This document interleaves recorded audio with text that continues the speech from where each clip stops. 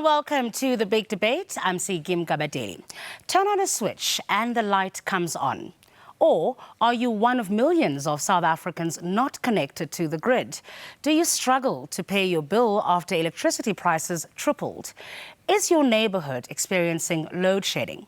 Well, South Africa is building new coal-fired power stations at great expense to the taxpayer and the environment. Yet, a huge chunk of our electricity is given away at less than cost price to a few big companies. Very little power is generated by renewables such as solar. Today on The Big Debate, we ask, can we provide safe, affordable energy to all South Africans?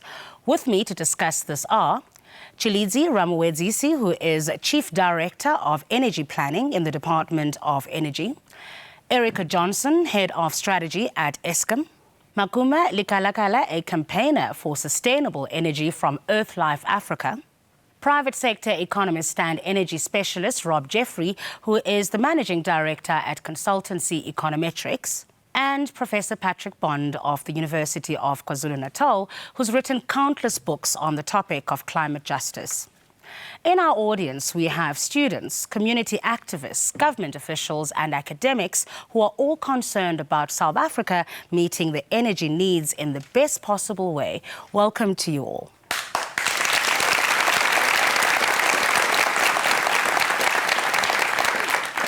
You can also make your voice heard in the debate. Send us your comments by SMS. You can tweet us or post on our Facebook page. We'll make sure that your comments reach the panelists who are here today. Now, before we ask whether the government is doing enough to get electricity to all, take a look at this. Over the past 5 years, finding a job has become increasingly difficult, and social grants have risen by less than 5%. Yet we're expected to pay 3 times more for our electricity, and that's despite frequent blackouts. The result? Protests like these in Thokoza. In Masakhane Township in Mpumalanga, people's calls for electricity have fallen on deaf ears for 20 years. Ironically, the township is only a stone's throw away from the Duba power station. Gift Kubeka sent his 2 children to stay with relatives in Joburg, as life was too hard here. Paraffin, why should Use of coal or wood are major triggers of respiratory diseases like TB. Adding to local health problems are the emissions from the power station. Every year, thousands of children lose their lives to air pollution. It costs the country 4 billion rand in healthcare. Zinhle Mashaba lives in Msholozi, near Nelspruit. Most homes here are also without electricity. Her niece was killed on the 5th of September 2012 when she was playing near an illegal power connection. Lelo langa imvula beyina angathi ukuthi kwende kanjani kwafika umntwana wakamakhelwane wambita ukuthi ngathi bayodlala seva sebasibita vele bathi umntwana ulele phansi uma sifika samthola lela ngavuki isiva buhlungu kakhulu kwamanje nje vele lo mntwana akakhohlweki loyo angiba blame bomakhelwane ngokushona kwemntwana ngoba ngiyathi kuhlupheka kokuswelakala kwegesi. Government does have a plan to solve the power shortage and get electricity to the people. South Africa is currently building 2 of the world's largest coal-fired power stations. Solar and wind farms are also going up. But Trevor Ngwane of the Soweto Electricity Crisis Committee is not impressed. Eskom is run like a business to serve the interests of the rich, of the capitalists. That is why electricity provision benefits primarily the mine owners and also the aluminium smelters, the big companies like BH Billiton. And then Eskom attacks the poor. South Africa could have enough electricity for all its people, but currently, industry, commerce and transport use about 3/4 of all our energy. Mining giant BHP Billiton alone consumes 5 to 10% of the country's energy, mostly for aluminium production. Yet the company pays less than 1/5 per unit of power than the price paid by the average South African household. Big industry and power stations are also major emitters of greenhouse gases. South Africa is the 11th biggest emitter in the world, and climate change is already hurting the poor through effects like drought. Doesn't it make sense to invest in cleaner power connections for all South Africans, even those in informal settlements? Kwangathi iskom uyena noma kuthiwa naka angeke asifakele ngoba indzawo ingekho emthethweni. Semanje besicela ukuthi uhulumeni asiside khona lapho. Eka thina suka sonke sofuna ugesi siyathumela sishoda ngaloko naloko cancel liyahluleka liyabuya. Chilitsi of the Department of Energy. We have people dying because of electricity connections that are essentially stolen electricity. We have people living and using coal in their homes, lighting wood, and yet they live a stone's throw away from a power station. Before we spent 150 billion rand on new power stations, couldn't we have spared a few rands to give people like those in Duba some electricity? I do believe that the government, and specifically the Department of Energy, has, over the last decade or so, done significant work to actually increase electrification to the people of South Africa.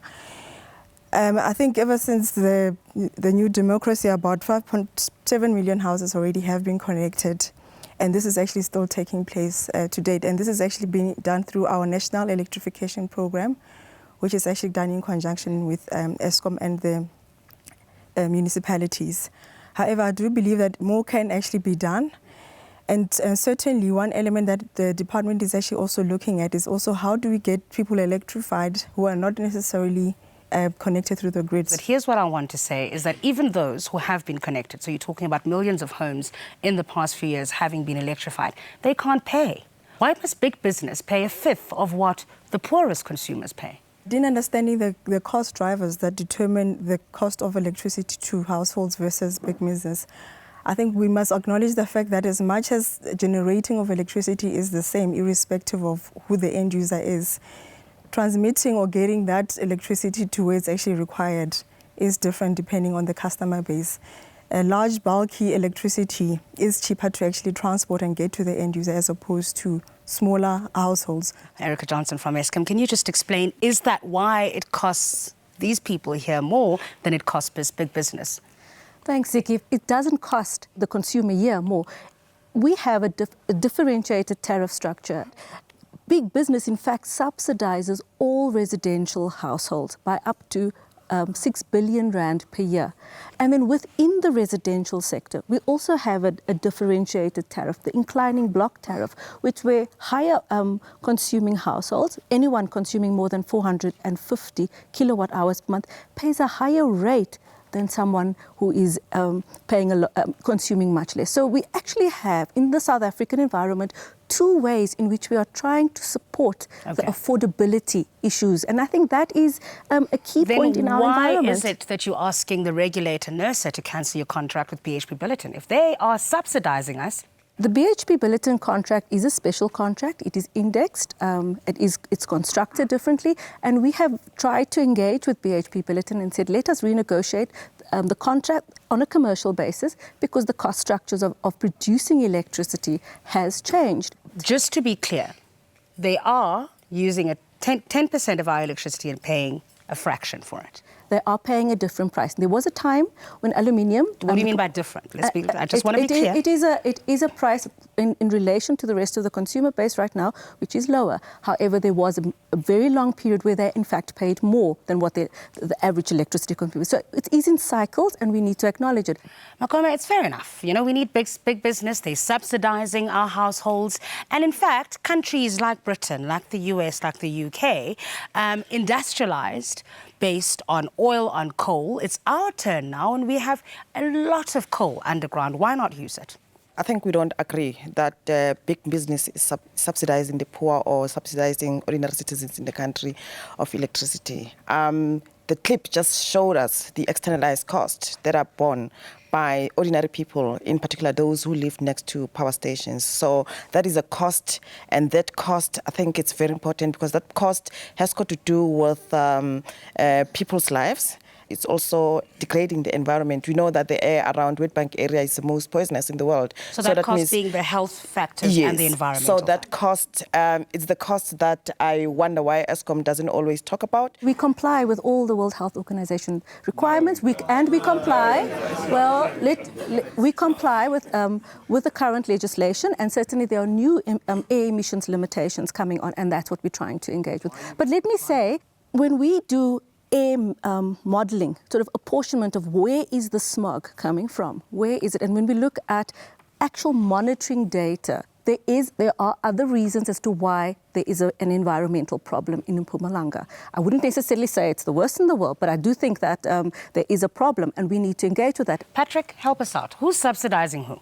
Your point that you can give a lower price to a large consumer, sort of a bulk buying discount, is true. It follows the logic of getting prices right.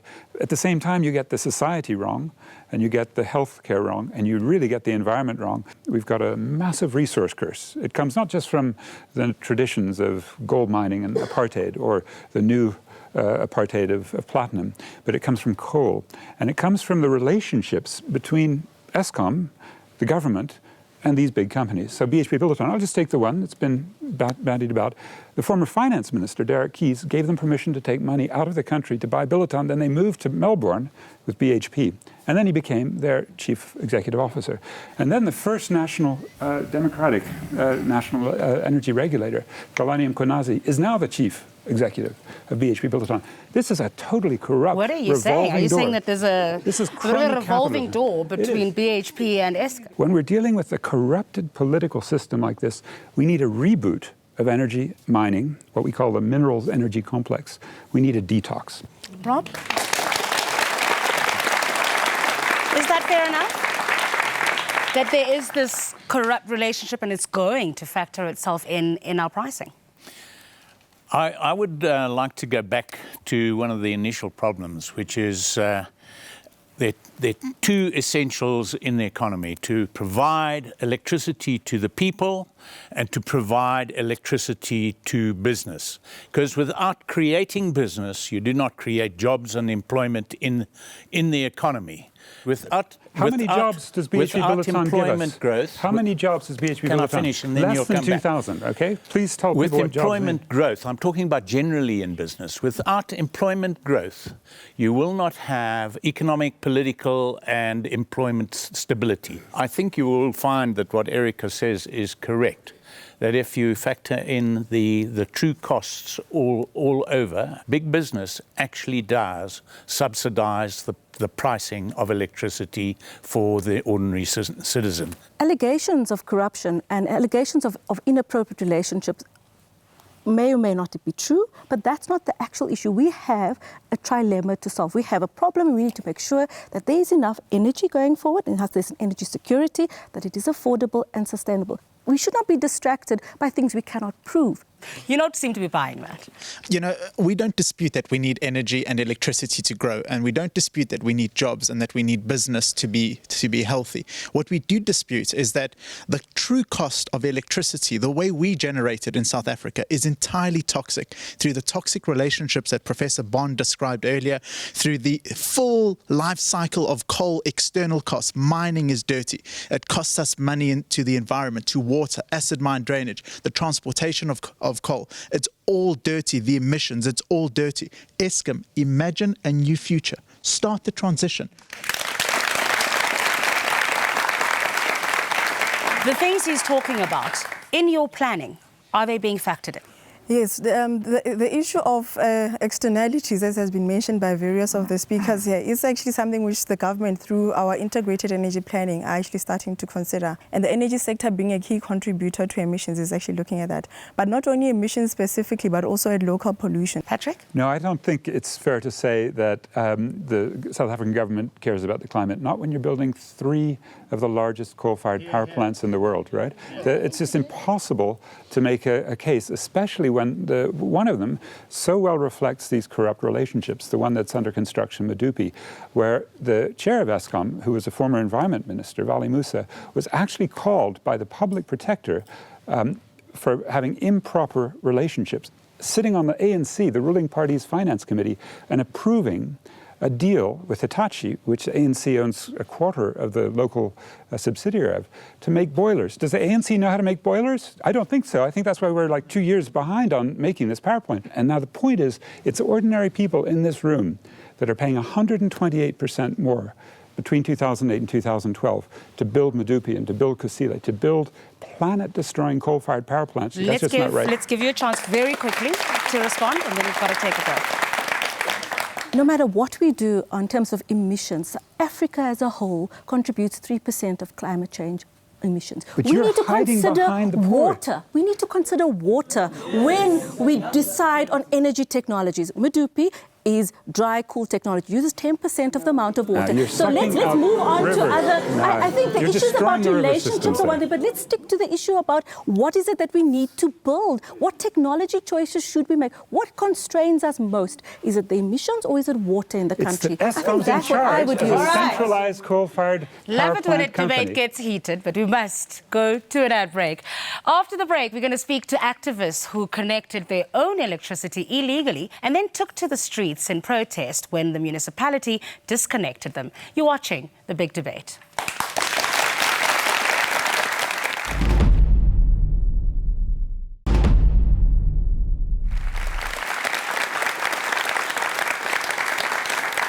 And welcome back to The Big Debate on Energy. In Thokoza on the East Rand, violent protests recently followed the disconnection on residents' electricity supplies. But those connections had been made illegally. So let's speak to one of the residents of that community. If you could stand up, Sissy, for me. What happened in Thokoza? We've been there for, it's about 20 years now. So we're trying to communicate with the government so that they can give us electricity. So now, because they don't want to give us electricity, we decide that we can take the electricity. Okay, because so you'd gone to government and asked them over the years, nothing happened. Nothing. And then you chose the illegal route, though. Yes, we did. It's dangerous. Yes, it is dangerous because the government and the ESCOM, they are roping us. Yeah. We've been there for a long time. Wow. ESCOM government, what happens in these situations? I know, Chaliza, you'd said many homes have been electrified. Absolutely, we talked about the numbers there. But people waiting 20 years, is that normal? That sounds like an exception rather than the norm, truly speaking, Siki. And I think perhaps what we need to do is to get more engagement and feedback with the municipalities. Because as I indicated, the electrification program has been running in conjunction with ESCOM and the municipalities. You are with City Power, so obviously Thokoza falls under Ekurhuleni, but you face similar problems of illegal connections. You've seen there's been a significant improvement in terms of the electrification. We're sitting at about 95% if you look at Johannesburg, and I think that applies to the whole of Gauteng as well. But what we're picking up, because Gauteng is a magnet, you get people coming from the rural areas to Johannesburg and to other areas surrounding Johannesburg, and that put pressure on the electrical infrastructure. I think that's very important. The other thing that you're looking at, you cannot look at electrification in isolation of housing, because for us to electrify houses, they need to be proclaimed. So what we're then doing is that we're now starting to regularize some of the informal settlements. So there's going to be progress in that particular area. But indeed, it is a problem, and it's something that we need to work together, I think, as a country to be able to resolve. Okay. Patrick, we've got to wait. If we live in the most unequal country in the world, and it's gotten worse since apartheid, because of pro-corporate policies adopted by this ruling party. And that means if we're going to have a change, it'll have to be to redistribute from those who are using way too much and abusing it and giving it to ordinary people and producing it very differently, not through a centralized coal-addicted company like ESCOM, but through decentralized, worker-owned, community-controlled co-ops of renewable energy. If we go back in time, BHP Bulletin some years back, they came into this country and they would mine bauxite from Australia and come and open up factories here to refine it because electricity was cheap. In the 70s, ESCOM had an oversupply of electricity because of the previous investment. And now, if they were still, as she claims that they are subsidizing the poor, I mean, by now they should have closed shop and go back because electricity for them would have been expensive, but they can still make money. That means we are, the ordinary people, are subsidizing them. Just on the issue of renewable energy, I think this is an opportunity where the poor can take ownership of their own energy needs. We're going to get back to renewables because I want us to have a full-on conversation about what we're doing with renewables, but I need to speak to our regulator. Your role as NASA, what is it exactly? Our role as NASA is to exercise control over the whole electricity supply industry. We are there to ensure that we have fair pricing, and we are there to implement the policies of government. For instance, those who are consuming less, who normally would then be low-income people, don't pay more for their electricity. They pay less. Those who consume more, pay more. Pay more. Yeah. Okay. So then why do we have a situation where big business is said to be paying sometimes a fifth of what we consumers pay? Can't you regulate that? No, but that gets regulated, but that's part of what Erica has explained. As much as we regulate that, it costs less to electrify or provide electricity to BHP Billiton than it costs to provide electricity to the people, and that is factored. But as the regulator, surely if people are paying as much as they say they're paying, we have a situation where municipalities are accused of having 100% markup from the electricity that they buy from Eskom. Is 100% markup fair? It is not fair. City Power was said to have marked up by that much. Yes. It's not fair, Stella. It's not 100% markup. Let me ask this question, because the point that's made about the markup is that it's not just used for maintenance and all of that. You bulk up your budgets for other municipal services because, quite frankly, not a lot of people pay rates and taxes. That's not true. That's actually not true based on the facts. And that's why we have a regulator, because when we actually go to present our tariffs before the regulator, those are the things that they look at. First of all, they give guidelines. So if you look at our application, for this financial year and last financial year, for instance, they were within the guideline. All right, let me hear from the residents of City of Johannesburg. Eskom, as a state-owned entity, abandoned its mandate. Its original mandate was to supply electricity to all in sundry in this country at an affordable rate. They forgot that mandate. They've become a big business, and that's where we're having our problems. In some areas, you don't get free electricity, let alone there are people who don't even know that there is a policy that says people are allowed to have free basic electricity. My question is, why do you call it free basic electricity if I have to buy first for me to get it? You're ripping us off. There's an issue with this block tariff. I stay in the city of Tshwane, for instance, and what I've found out normally when I go and buy electricity is that if I buy on the third week of the month, the amount goes up, irrespective of I bought on the first of the month or not. If you go and buy for the first time, on the first of the month or the first week of the month, what happens? The system allocates you to the first 500 kilowatt hours. So meaning that you pay, say for instance, 8 or 90 cents per kilowatt hour because you're buying from 0 to 500 kilowatt hour per month, without being technical. So if you use that over the first week, the second week, and then you go and buy on the third week, so it then puts you on the next block from 500 to 1,000, because now you're actually using more, because the more you use, the more you pay. But if within your household you can be able to contain your consumption within. Where's the free allocation in this? No, let me explain. Yeah. In Explain. Okay, in Tshwane, it's a different category. In Ekurhuleni, it's a different category, and within the city of Johannesburg, it's actually 0 to 500. So I think we need to clarify that. So therefore, it's the same concept of the inclining block tariff, but different volumes or units that you based on the municipality. Let me hear what the regulator says, because people are saying it's not fair. The inclining block tariffs, as it has been indicated, is meant it's a pro-poor policy.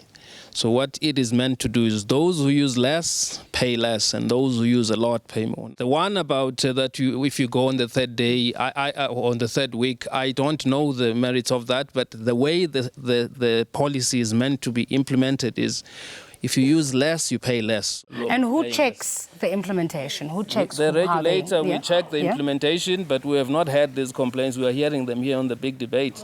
And you will deal with them? Yes.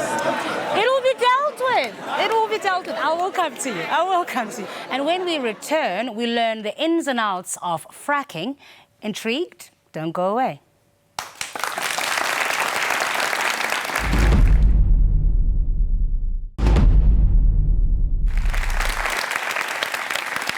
And welcome back to the big debate on energy. In South Africa, like elsewhere, there's a huge amount of gas deep in the rock beneath our feet. It's called shale gas. But to get it, we need to blast chemicals into underground wells in a process known as fracking. Fracking is underway in countries as diverse as the United States and Botswana, and may soon come to the Karoo. If it works, it could solve our energy needs. If it goes wrong, it can lead to explosions, health effects, and contamination of drinking water. Take a look at this.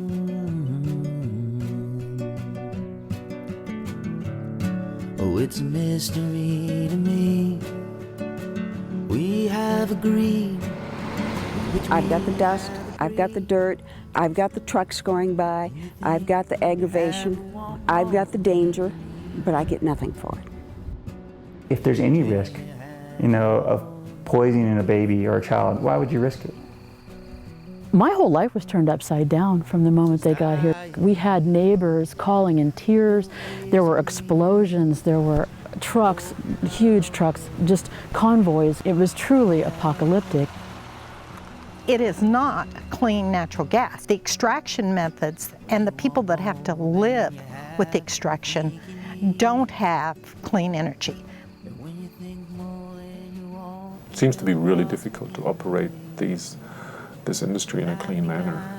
Whatever they're going to come and do is to destroy, to destruct. The water table will go lower, they will pollute it, so we can't drink the water is polluted. Society. Jeffrey Barbary, if you could stand up, you are the filmmaker and you're obviously not a fan of fracking. Why? Well, actually, I'm simply a journalist asking the very hard questions that we should have asked this industry about 15 or 20 years ago when they first started horizontal slickwater hydraulic fracturing in the United States. And what are those questions we should have asked? Is it safe? Is it as sustainable economically and environmentally as the companies say? And are people like the econometrics folks who are here today, who are paid by Shell Oil, the best people to be telling us about how we should conduct this economic affair within this country and other countries like my own? Jeffrey? Well, first of all, we are consulted on many jobs. And we are paid because we are independent consultants. If we want to grow and have employment for all our people, we need increased supplies of energy, particularly electricity. That electricity has to be at the most competitive prices. So what we need to look at is the alternatives. There are alternatives. Now, if we come back to fracking at the moment, and if you were to read the report, which I did read it. You did read it, and the most important point about that report is nobody knows what is down there yet. We should search for that and see if it is there.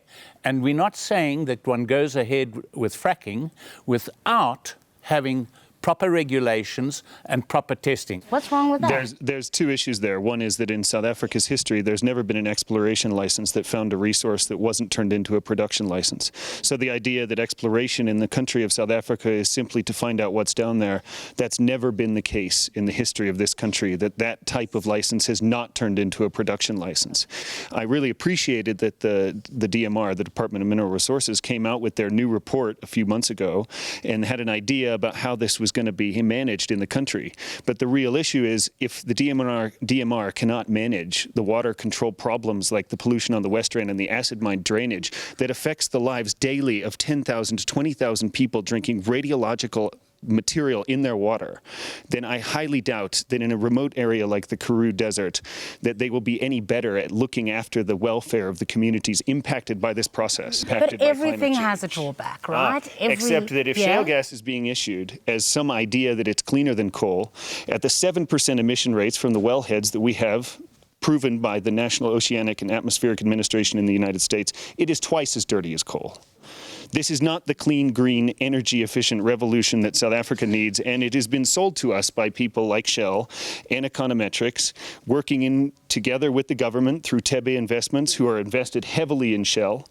And you have to wonder, this sort of triumvirate of industry and big business and powerful economic groups like Econometrics working together to do exactly what Dr. Bond was talking about earlier. All right. Chris Yelland, Energy Magazine. I must say I don't buy the argument that we should stop science and stop exploration. I believe that this is a resource that needs to be researched carefully and properly. It's going to take time to research this resource, and time is a good thing. We do need this time to find out what is there, how sustainable is it, and whether it is going to benefit our country or not. If we don't do that, if we just simply accept your proposal that we stop all fracking now, including exploration, we don't know what we are missing, and we need to know this. I also believe that given 5 years of exploration, there can be significant technical developments and scientific developments that could enable us to leapfrog the risks that are being taken in other countries and to go into fracking possibly in a much safer way. Chris, why must we spend time and money exploring? We've got the sun, we've got lots of wind. We don't need to go and research that. I'd like to answer that. Let's go spend the money there. You see, at the moment, I agree with our friends that we are heavily overinvested in coal. This is a serious risk for this country. The cost of coal is going up. The environmental burden of coal is immense. We need to diversify our energy portfolio. I agree entirely we should be looking at renewables. Solar and wind is really important. So is nuclear. So is coal. So is fracking. So is natural gas. So is hydro. The solution to the energy problems of the world cannot be found in one energy source. All of these together are the solution to the energy needs of the world. Okay. You wanted to respond, Jeff? Can I add? I will give you a chance. In the States, they have created 600,000 jobs through the development of shale gas. It has led to the revival of the manufacturing industry in the United States, something that we definitely need to do here. Here's the question I need to ask. Here's the question I need to ask, and I'm going to ask it of Chalitsi, and I'm going to ask it of you, Ferial Adam, of Greenpeace. How do we make these choices, right? Because we need electricity. I think the problem that we have in South Africa is we keep going down the same route and the same dirty route. So we're having knee-jerk reactions to what we need, and then we're seeing coal and we're seeing dirty gas, and we're seeing nuclear as our solutions, when in actual fact those are getting us worse into a situation where we are right now. Let's not forget that our knee-jerk reaction with what has happened with mining, we're still dealing with acid mine drainage, and it's not big business that's paying for the cleanup. It's government that's paying for the cleanup, and then it's us that's paying for the cleanup. Let's not forget, South Africa is a water-scarce country. Can we afford to play around with our water resource when 99% of our water has already been allocated? In terms of exploration, as far as I know, for fracking, you still need to use a lot of water. What's the alternative? We've been saying it. I think that renewable energy has been increasing. If we just look at the little bit that we've done as a country, we've been on time in terms of producing it. It has been happening, and the cost has been reduced. You can do decentralized, cooperative renewable energy that works. I mean, why does government have these blinkers on and they go straight ahead with nuclear? We can see there's lots of issues around that. Straight ahead with fracking, when globally renewable energy has been proven time and time and again. Chalitsi. Renewables. We need to look at all options. You cannot ignore that we have abundant coal, and it's not only South Africa, but globally it is to recognize that it's still abundant coal. Therefore, we need to look at clean coal technologies. How do we ensure that we can use that clean? They're saying there's no such thing as clean coal. In a clean manner. We need to look at yes. We also need to look at renewables. We've got issues of costs of renewables. Yes, they've come down significantly. The technologies are continuously improving. We need to look at also new forms of energy, unconventional forms of energy that are coming up. And the South African government has actually undertaken to further understand this shale gas boom and to see whether that could actually address our security of supply problems. And of course, nuclear is also a clean energy form in the sense that it has no greenhouse gas emissions associated with it. They really don't like nuclear. We don't want a Fukushima in South Africa. But I think we need to acknowledge what actually caused Fukushima. And it was not a technological fault. It was actually an ecological disaster. So for me, I also think that as much as people are anti-nuclear, I think there's also needs to be more awareness in terms of what are those safety standards.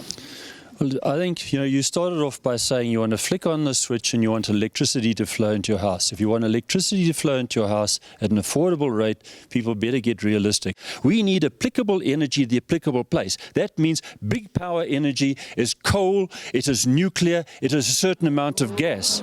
If you want to make sure that everybody, which we do, everybody on every hilltop has got it, then there's a very good place to put solar and wind and such like. Solar and wind is not working in the world for baseline power. It is failing in Germany. In Europe, the highest percentage of wind power in Europe is Denmark, who has the highest price. The highest percentage of nuclear power in Europe is France, who has the lowest price. We have a class apartheid society. Yeah. Energy apartheid is part of it.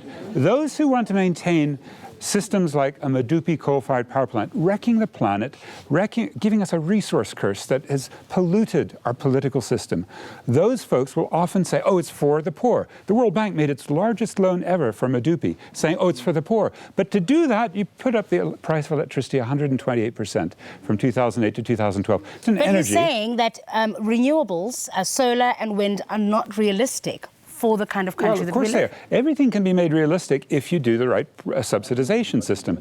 The big powers here have been the mining houses and the electricity system for decades during apartheid. They got massive subsidies.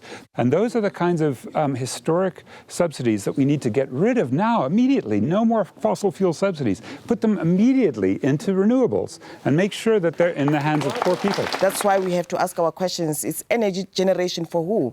Because majority of the people who are supposed to be enjoying that right are actually not enjoying that right. And the kind of, when we talk about, it is true that we need to have an energy generation mix in the country, but that energy generation mix at whose expense? Is it at the expense of the broader environment? We know we are water scarce. It is at the expense of our food security. It is at the expense of the livelihoods and the lives of our people. Erica? You cannot only have a power system with wind and photovoltaics. We need to balance it with some base load. Now, what should that base load be? How much of it should be a nuke? How much of it should be gas? And what percentage should be coal? That's the balance we need to have the debate on. It cannot be this extreme. And I think there's where we need to go. When we return, we get the final word from our panel and our audience. You're watching The Big Debate.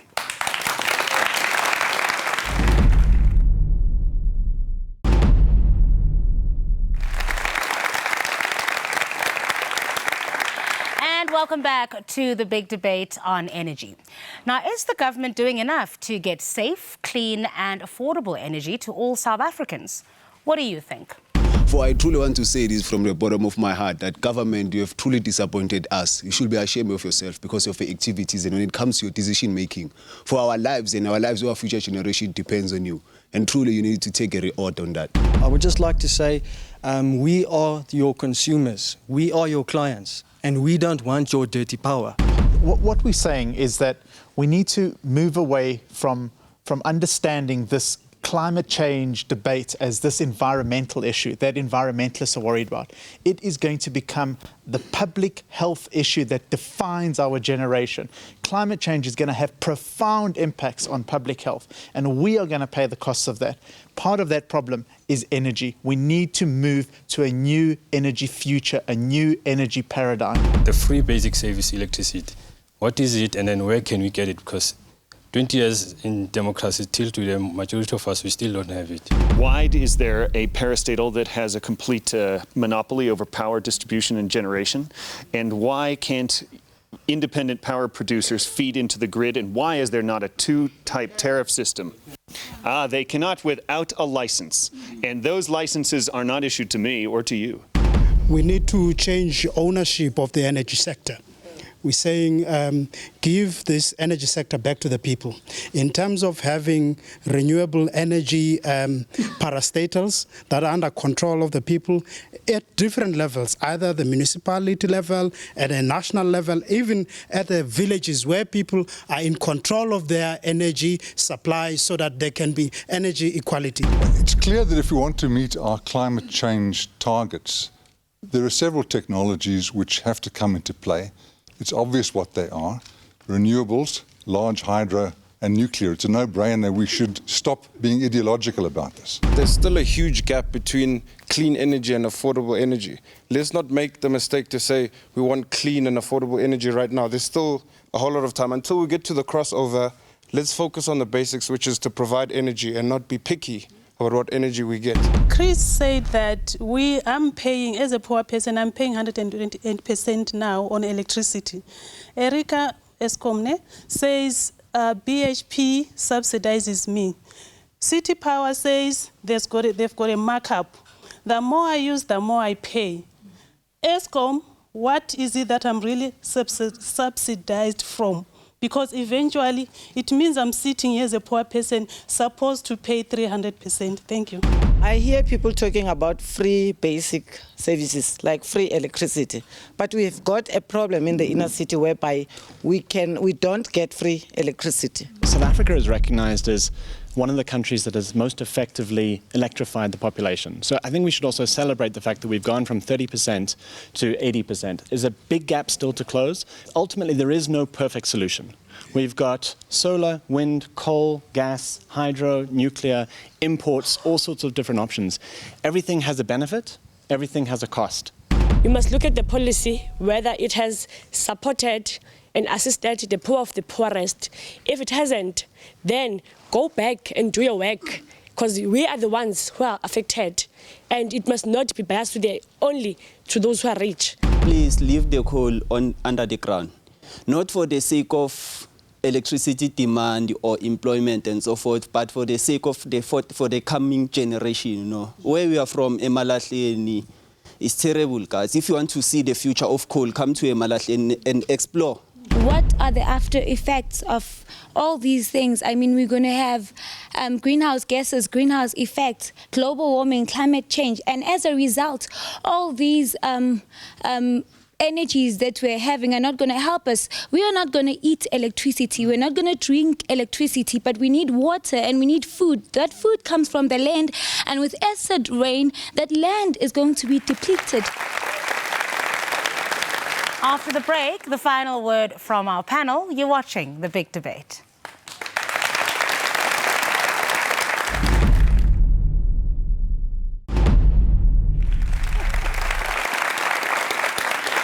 And welcome back to The Big Debate. Let's hear a last word from our panel here in Johannesburg. And Jeff, I'm going to start with you. Employment, with respect to the man who spoke a little earlier, is very important. We have a population now of 55 million. It's probably going to go up to 80 million in the next 20, 30 years.